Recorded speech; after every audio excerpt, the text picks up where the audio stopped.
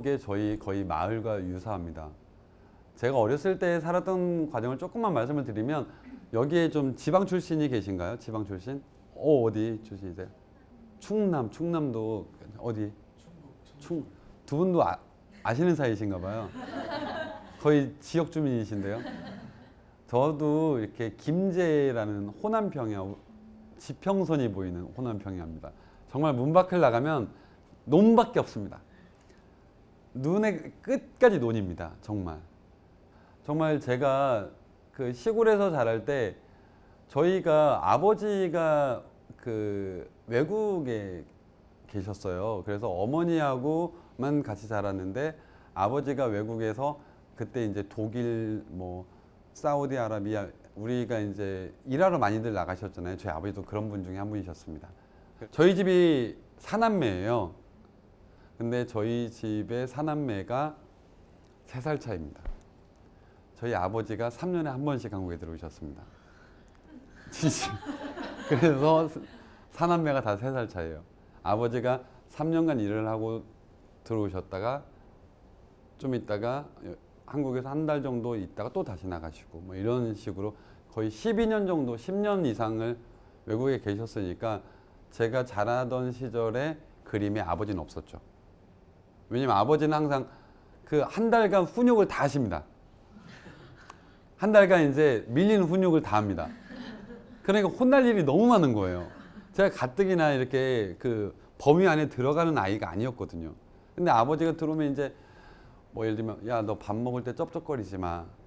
그리고 아버지 숟가락 들기 전에 들지 마. 뭐 문지방에 뭐 앉지 마. 뭐 하지 마. 뭐 하지 마. 뭐 하지 마가 너무 많은 거예요. 그리고 아버지가 또 외국에 갔다 오시잖아요. 그러면 피부가 그렇게 까맣습니다.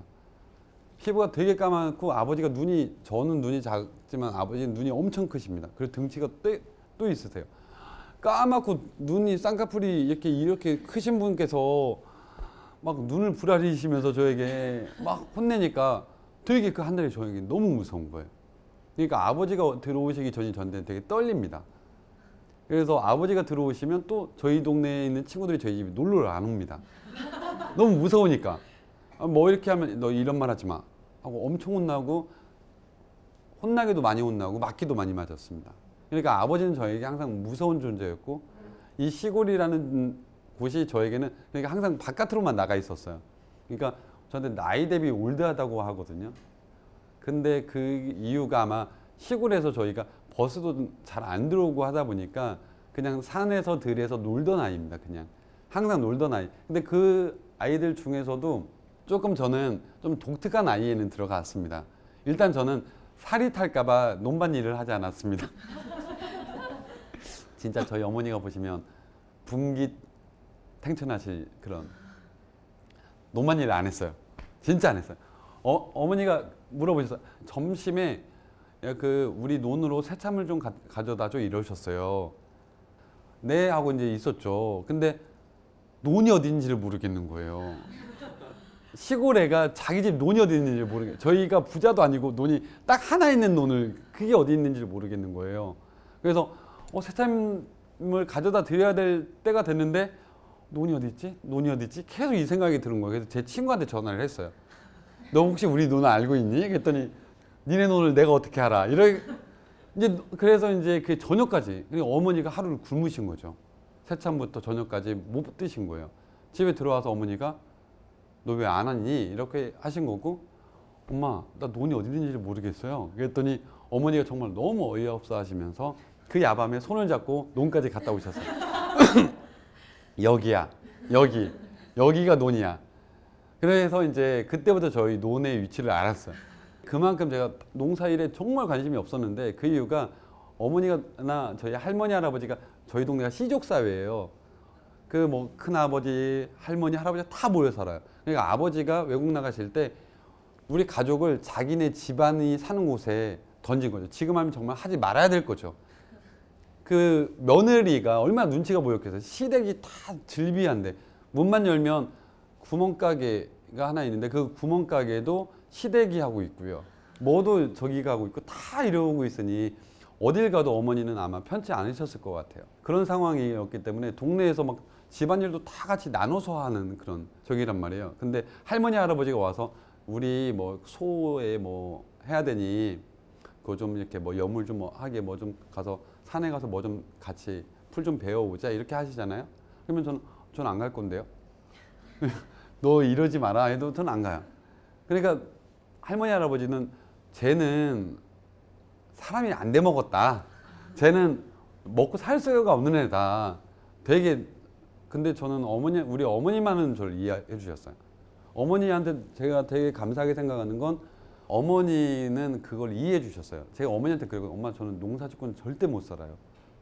그러니까 저에게 농사를 알려주려고도 하지 마시고 저는 제 삶은 이게 아닙니다. 너 뭐 할 건데 그건 없습니다 아직. 그건 저도 모르겠어요. 근데 하여튼 이건 아니건 확실합니다. 그러니까 저는 농사일을 배우고 싶지도 않고 농사일로 살고 싶지도 않습니다. 라고 항상 말을 했단 말이죠. 그러니까 동네에서는 특히나 할머니 할아버지는 저를 정말로 쟤는 사람 안 된 놈이었어요. 그럼에도 불구하고 저는 굉장히 뻔뻔했어요. 뭐 나는 상관없다. 그러다가 한 고등학교 1학년 때 저한테 제일 많이 하는 질문이 메이크업을 어떻게 시작했냐였거든요. 그 시골에서 어떻게 메이크업이라는 직업을 와서 하기는 계기가 있었느냐인데 TV였어요. TV에서 무슨 직업의 소개인데 빛이 잘 드는 창가에서 메이크업을 하는데 파우더 가루가 살짝 날리면서 막 이런 느낌이 굉장히 저한테는 저거야 라는 느낌이 확 왔습니다. 그래서 메이크업을 해야겠다 해서 가출을 했죠. 이거는 나는 메이크업이다. 내 인생은 저거다. 난 이제 가출을 해서라도 저걸 해야겠구나 하고 이제 가출을 고등학교 때 감행합니다.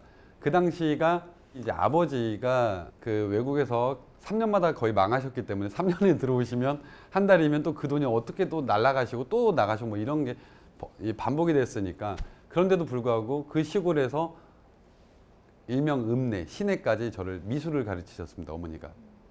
되게 동네에서는 어머니에 대해서 되게 유별나다고 하셨어요.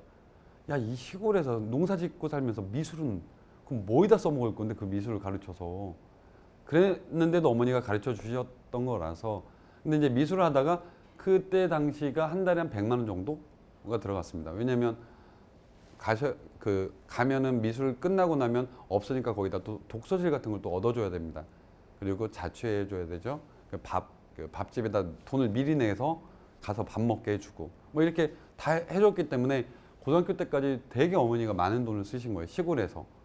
되게 시골에서 돈을 많이 쓰셨는데 갑자기 고등학교 때 다시 메이크업 하겠다고 일도 안 하는 아들이 가출을 해버린 거예요. 그러니까 이제 집에서는 이제 쟤네가 사람 안 된다고 했잖아, 쟤. 뭐 이렇게 이제 난리가 난 거예요. 근데 이제 서울에 와서 메이크업을 하기 위해서 메이크업 학원을 찾아갔는데 그 학원에 갔는데 다 여자인 거예요, 다. 남자가 한 명도 없어요. 정말 카운터에도 없더라고요. 그때는 인터넷이 지금처럼 이렇게 활성화되지 않아서 메이크업 학원을 전화번호를 찾아보고 저는 그걸 올라온 겁니다. 그래서 갔는데 제가 딱 봐도 고등학생이니까 그 학원에서 저를 돌려보냅니다. 저한테 메이크업 하러 왔는데요 했더니 등록은 가능한데 주민등록증을 달라는 거예요. 그래서 그건 없는데요 했는데 남자가 있냐고 물어봤더니 네가 최초라는 거예요. 이 학원에. 남자는 네가 처음이야. 전 처음이라니까 더 하고 싶은 거예요. 제가 원래 좀 못돼 먹은 성격이기도 했고 더 하고도 싶었는데 거기에서 주민등록증 가지고 와 라고 해서 또 이제 돌아가게 됐어요. 그러면서도 저도 사실 남자가 처음이라는 거에 대해서 조금 두렵긴 했습니다. 사실은. 그래서 집에 돌아와서 이제 엄청 맞았고요. 엄청 맞았습니다. 이게 가출을 했기 때문에 엄청 맞았는데 저는 그때 이제 아직도 생각이 납니다. 여러분들 이런 기억은 다 있으실 건데 가출을 했다가 이제 편지는 또 어머니 제가 서울 가서 돈 벌어서 성공해가지고 어머니께 그때 집이 되게 작고 되게 초라했습니다. 정말 초라해서 저희 동네에서도 제일 작은 집이었어요. 돈이 너무 없으니까 작은 집이었거든요. 어머니 성공해서 제가 집 지어드리고 어머니 땅 사드리고 해드릴 테니까 저를 기다려 주십시오 하고 그 장황한 편지를 제가 그때 당시에 만화책이 있는데 그 만화책 사이에 살짝 보이게 꽂아놓고 제가 서울에 간 거였거든요. 그래서 이제 내려오면서 생각을 했죠. 그때는 핸드폰이 없었으니까 그걸 안 봤으면 진짜 좋겠다. 그걸 어머니가 안 보셨으면 제가 딱 하루 1박 2일밖에 안 되니 저기야 되겠다 생각을 하고 빨리 가서 그거부터 편지부터 찢어버리자 하고 이제 내려왔는데 문 밖에부터 울음소리가 어마어마하게 들리는 겁니다. 그래서 이거 뭐지 이거 뭐지? 들어갔더니 어머니는 안방에 안 계셨고 이미 아들이 돌아오게 해달라고 교회로 기도하러 가셨고요. 큰 누나 작은 누나가 울고 있었고요. 동생은 이제 울진 않았어요. 얘는 나쁜 놈이에요. 울지 않았어요. 울지 않았고 누나 둘은 울고 있었어요. 왜냐하면 누나들이 그 전날 누나들이 저한테 조금 안 좋게 한 것 때문에 가출했다고 생각을 한 거예요. 누나들은 울고 있고 어머니는 울면서 기도하러 가셨고 그래서 이제 집이 난리가 난 거죠. 근데 어머니가 하여튼 누나가 교회로 가서 어머니를 이제 집에 큰아들이 돌아왔다. 그래서 이제 어머니가 돌아오셔서 저를 안고 엄청 또 우시는 거예요. 눈물이 이제 그치시니까 때리기 시작하시더라고요. 그래서 하여튼 그랬어요. 여러 가지로 메이크업이 나온 길이 아닌가 보다는 생각을 했고 여러 가지 생각이 들었는데 그 생각이 가시질 않더라고요. 저에게는. 그래서 대학교로 이제 미술로 대학을 갔습니다. 제가 대학교를 가기 싫어가지고 그 등록금 그러니까 그 원서비 있잖아요. 그걸 가지고 친구들하고 바다 보러 여행을 가버렸습니다. 그래서 대학교 시험은 아예 안 봤습니다. 안 봐서 이제 집에서 어머니 그 당시가 이제 아버지가 돌아오셨을 때인데 아버지가 너무 화가 나서 쟤는 내 자식이 아니다. 제가 뭘 하든 나는 상관하지 않겠다. 왜냐면 그래도 큰아들에 대한 꿈이 있으셨을 텐데 시험도 안 보고 바닷가로 놀러 가 버렸으니까요. 하여튼 그랬습니다. 그래서 재수를 하게 됩니다. 원래는 재수를 안 했는데 안 하고 저는 이제 공사 현장 있잖아요. 아버지가 서울에 돌아오셔서 이제 서울에서 공사 현장의 책임자셨습니다. 공사 현장에 저를 넣으신 겁니다. 그러니까 매일마다 그 공사 현장에서 일을 했어요. 대학교는 난 안 간다. 나도 메이크업 안 시켜주면 나도 안 가겠다.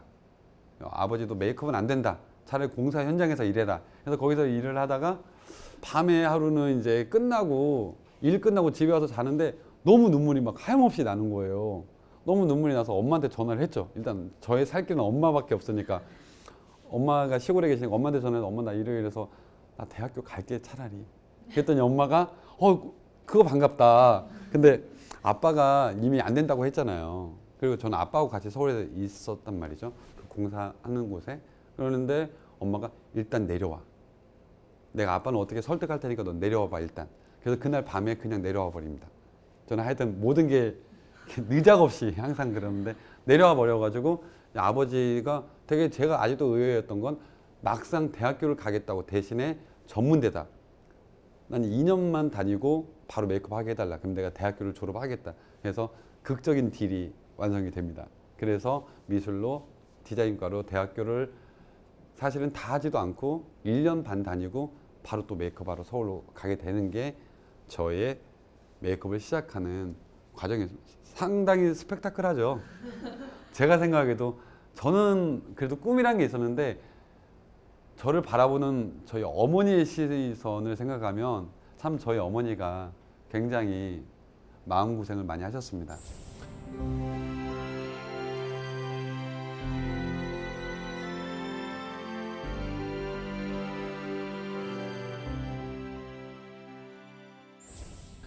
컨투어링 메이크업이라는 걸 아시나요 혹시?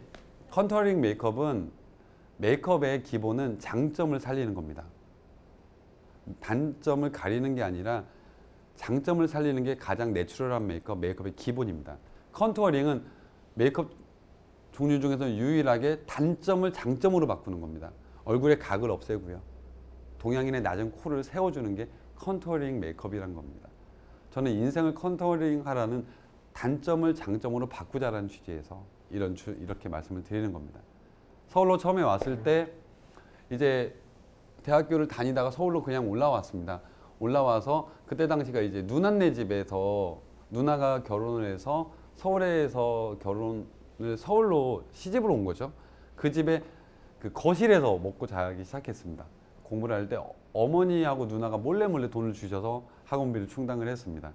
근데 제일 어려웠던 것 중에 몇 가지가 있었습니다. 첫 번째는 메이크업을 처음 시작하러 딱 갔는데 메이크업 베이스, 파운데이션, 아이섀도우를 박스를 주지 않습니까? 그 학원비도 그때 굉장히 컸습니다. 그때 500만 원, 600만 원 정도였으니까 그 당시가 저희가 되게 큰 돈이었습니다. 근데 박스를 주는데 아이섀도우를 저는 어디에 쓰는지 아니 그냥 메이크업이라는 직업이 있다는 것만 알았지 여자가 눈에 뭘 바른다는 것도 몰랐고요.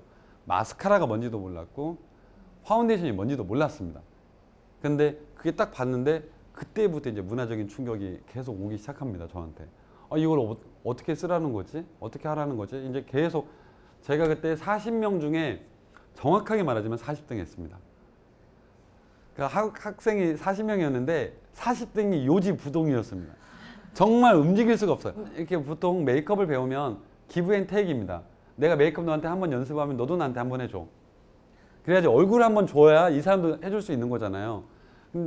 어떤 학생이 남자한테 연습하고 싶지는 않은 거예요. 그러니까 또 제가 그렇게 잘생긴 남자도 아니고 연습하기가 싫은 거예요. 그러니까 저는 혼자 제 얼굴을 해본다거나 한 사람한테 정말 잘해야 됩니다. 야, 너 정말로 난 너가 너무 좋아. 야, 너 너무 이렇게 착하니 왜 나 얼굴 한 번만 해보자. 뭐 이런 거예요. 상황이 이렇게 되니까 연습이 안 되니까 그 40등에서 올라갈 수가 없는 거예요. 아예 연습이 안 되니까 메이크업은. 그때 제가 진심으로 이거는 저는 저희 가족에게 무료 메이크업을 진금도 하지 않습니다.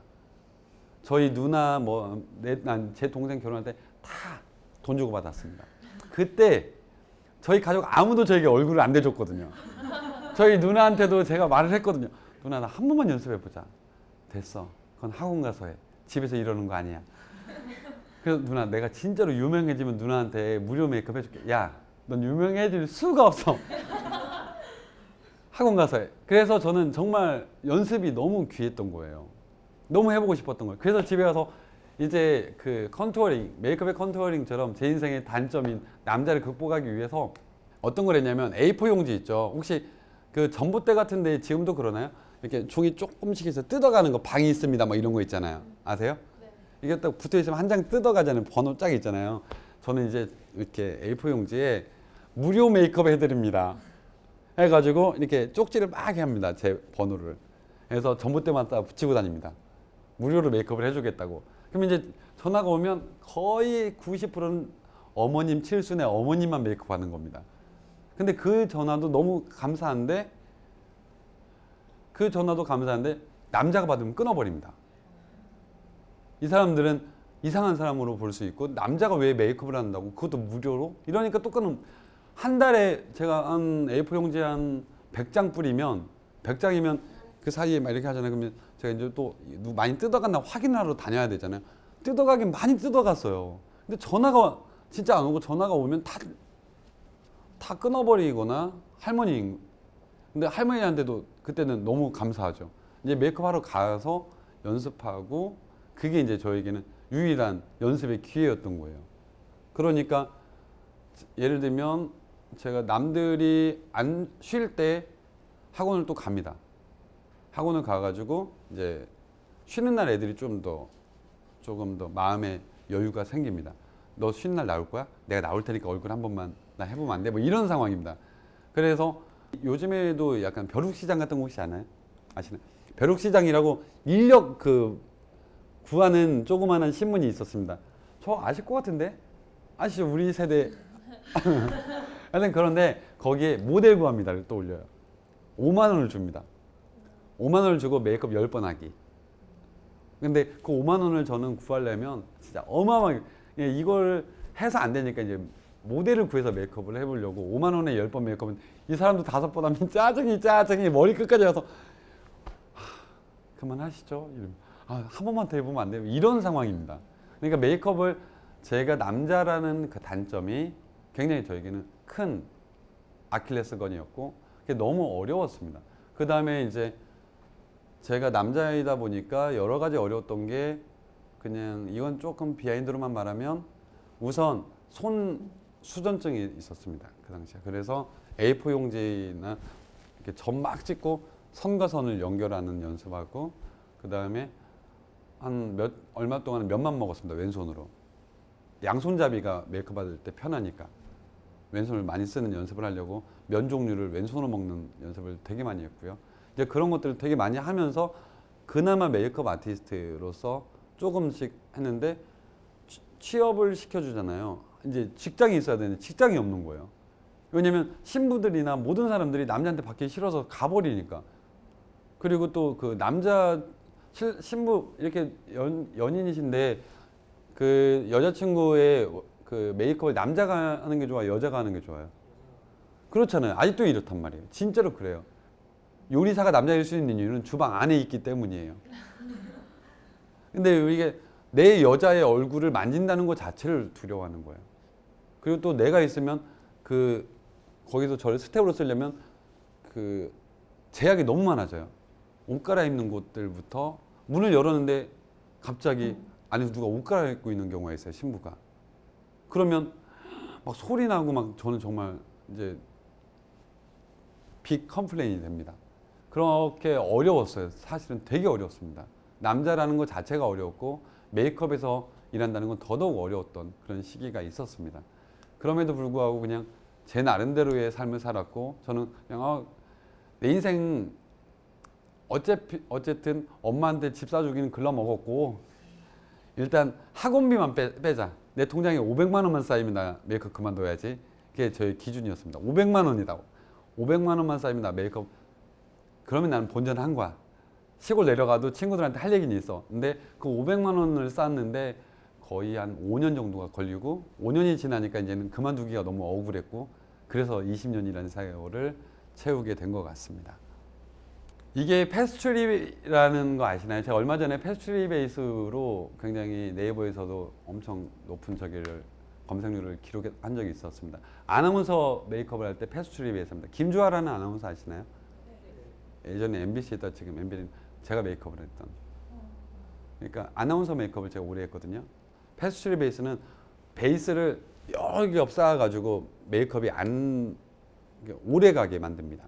그런 것처럼 저는 저의 하루하루에 이것들이 쌓이고 쌓여가지고 페스츄리에 빵이 되듯이 저의 하루하루의 그 노력이 쌓여서 예쁘고 맛있는 인생이 된다고 믿습니다. 그래서 제가 지금 여러분들 이게 뭐 잘난 얘기는 아닐지라도 얼마 전에 저희 재작년에 저희 어머니한테 저희 아버지는 작년에 돌아가셨습니다. 작년에 돌아가셨고 돌아가시기 1년 전에 잔디밭이 있는 집을 지어드렸습니다. 어머니한테 잔디밭이 있고 그 안에 나무로 지은 원목으로 그리고 편백나무로 그리고 황토로 이렇게 찜질방 같은 것까지 구비한 집을 한 200평 정도의 집을 어머니에게 지어드렸습니다. 저한테는 그게 맛있는 빵과 같은 제가 나와서 그 고통을 참고 그런 일들을 참고 했기 때문에 어머니한테 제가 그때 가출할 때 썼던 편지에 엄마 서울에서 성공해서 집 지어드릴게요 라는 약속을 한 17년 정도가 지난 다음에 그 약속을 지켜드릴 수가 있었던 거라고 저는 생각이 들어요. 그렇지 않았으면 아마 그때 그 알바에 내가 혹해서 갔다든지 가끔 이게 여담으로 하면 친구들이 이렇게 힘들 때마다 친구들이 그렇게 잘난 척을 많이 합니다. 여러분들한테도 지금 제가 하는 게 잘난 척일 수 있습니다. 근데 친구들이 막 이렇게 저는 정말 먹고 살기가 힘들어 죽겠는데 좋은 차 타고 와가지고 야 남자가 화장이 뭐니? 너 얼마라고? 월급이? 나 지금 45까지 받아. 이러면 야 그 지하철비는 나오니? 막 이런 얘기들 엄청 합니다. 그러면 저도 막 안에서 뭐가 끓어오릅니다. 그래서 언제 성공해? 저도 불투명하거든요, 사실. 출근해도 푸대접 받죠. 뭐 어디에서든 푸대접만 받고 있는 사람한테 그런 얘기를 하면 진짜 마음적으로 심적으로 계속 흔들리거든요. 근데 저는 그게 패스츄리 베이스의 사이사이 같습니다. 똑같은 빵이 아니거든요. 어느 날은 좋을 거고 어느 날은 안 좋을 겁니다. 그렇기 때문에 빵이 됐을 때 그 사이사이에 다른 맛이 날 수 있는 거예요. 그렇지 매일이 행복하고 매일이 좋았다면 아마 그 빵이 탄생이 되지 않았을 거라고 저는 감히 생각하고 저는 여러분들하고 매우 유사해요. 여러분들이 저보다 훨씬 더 좋은 환경, 좋은 적일 수도 있고요. 저는 내가 이래서 성공했어가 아니라 어떻게 해서 여기까지라도 왔어요 이거든요. 저는 아직도 꿈을 꾸고 있고 여러분들하고 저하고는 똑같습니다. 절대 제가 어느 정도를 이뤘다고 말씀드리는 말이 아님을 꼭 명심해 주시기 바랍니다. 저는 지금부터 10년 뒤에 우리나라에서 탑 브랜드의 회사를 만들 생각입니다. 메이크업으로 그 회사, 메이크업 제품이 나오는 회사를 만들기 위한 과정이 와 있어요.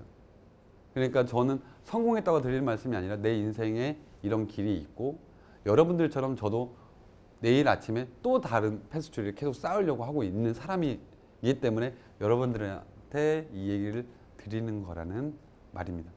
이해되시죠? 자, 뭐 이렇게 잘못하면 이렇게 너무 인생 힘든 사람이 이런 조언하기 좀 애매해서요. 자, 그러면 저희의 강의도 여기서 마무리하도록 하겠습니다. 감사합니다.